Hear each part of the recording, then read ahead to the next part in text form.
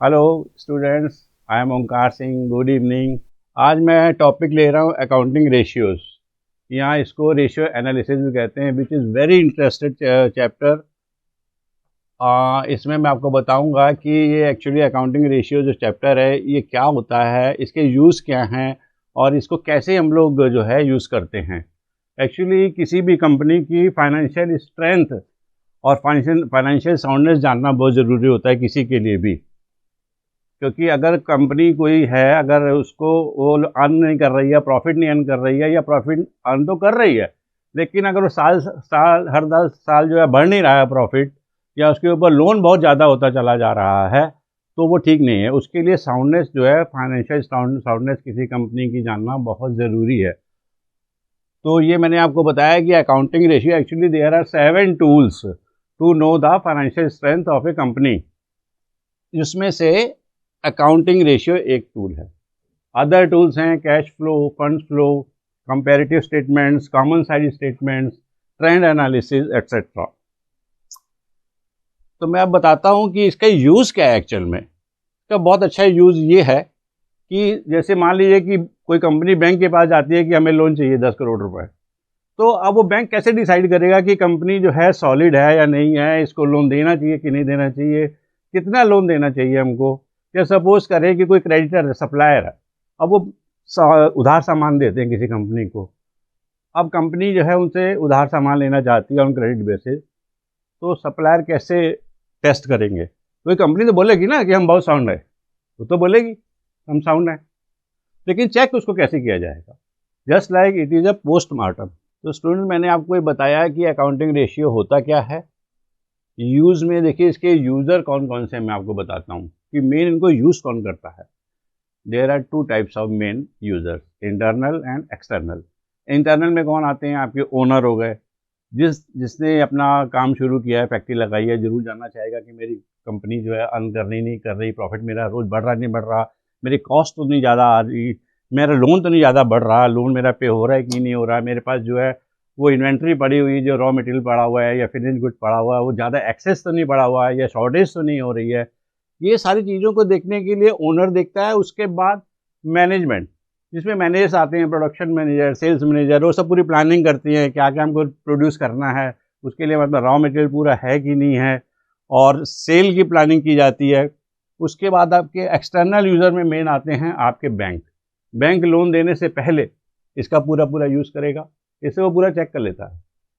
उसके बाद आपके क्रेडिटर्स हो गए, सप्लायर्स हो गए, या एज एम्प्लॉई आप सोच लीजिए कि अगर आप किसी एम्प्लॉई किसी कंपनी का नौकरी करने जा रहे हैं, तो आप भी ज़रूर देखना चाहेंगे कि कंपनी अच्छी है या नहीं है, ये प्रॉफिट कमाती है नहीं कमाती है, ऐसा तो नहीं है कि 2 महीने बाद बंद हो जाएगी और हमें तनख्वाह नहीं दे पाएगी, लॉस में जा रही है। ऐसा सारी चीज़ जो है जानना बहुत ज़रूरी है।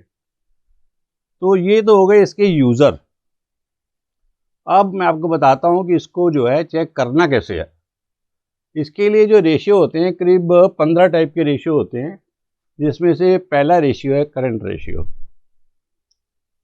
करंट रेशियो का फार्मूला होता है, देखिए, current assets upon current liabilities. इसके लिए हमको जो है कंपनी से फाइनेंशियल स्टेटमेंट्स, यानी कि प्रॉफिट एंड लॉस, और बैलेंस शीट कंपनी की हमको जो है प्रॉफिट एंड लॉस और बैलेंस शीट कम से कम 3 ईयर्स की कंपनी से मांगनी है, और कंपनी देगी। अगर उसको लोन लेना है, सामान उधार लेना है, तो कंपनी देगी। और बड़ी बड़ी कंपनियां तो अपना वैसे भी जो है पेपर वगैरह में निकालती रहती है। आपको क्या करना है, ये जो फाइनेंशियल स्टेटमेंट दो हैं, इसमें से करंट एसेट्स आप देखेंगे, बैलेंस शीट में 2 साइड होती हैं, एसेट्स और लाइबिलिटीज़। उसमें से आप करंट एसेट्स वाला पार्ट लेंगे और इधर लाइबिलिटी साइड में से करंट लाइबिलिटीज़ का लेंगे और उसका रेशियो निकालेंगे। वो रेशियो जो है कम से कम 2:1 आना चाहिए। 2:1 का मतलब क्या होता है कि कंपनी ने जितना लोन देना है उससे डबल उसके पास करंट एसेट्स है, तो सेफ है कंपनी, बिल्कुल कोई दिक्कत नहीं है, इससे कम नहीं आना चाहिए।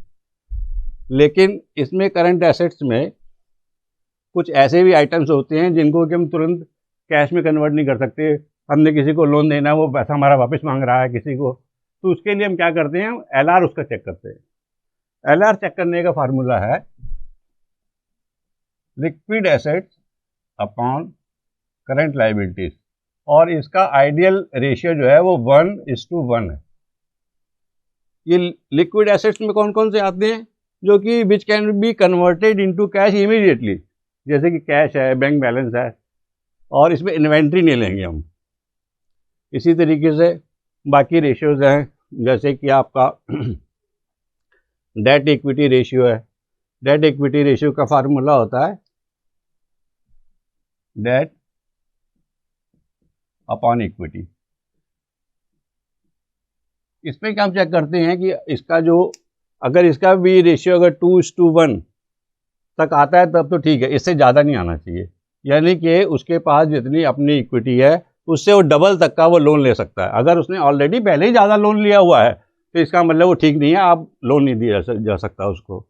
इसी तरीके से उसका हम देखते हैं total assets to debt ratio, यानी कि total assets upon long term date.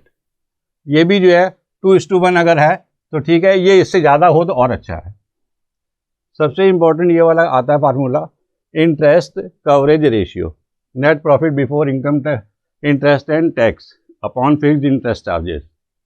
इसका मतलब क्या होता है कि अगर कंपनी ने लोन लिया हुआ है लॉन्ग टर्म लोन, और उसमें जितना उसको इंटरेस्ट पे करना है, सपोज कीजिए कि 1 लाख इंटरेस्ट पे करना है, तो उसका प्रॉफिट जो है कम से कम 6 to 7 टाइम्स होना चाहिए, यानी कि 6 से 7 लाख तक का उसका प्रॉफिट होना चाहिए। अगर उसके पास 6 से 7 लाख तक का प्रॉफिट है तो वो इंटरेस्ट और लोन की इंस्टॉलमेंट आराम से पे कर सकता है, इससे कम नहीं होना चाहिए। तो आपने देखा कि इससे जो है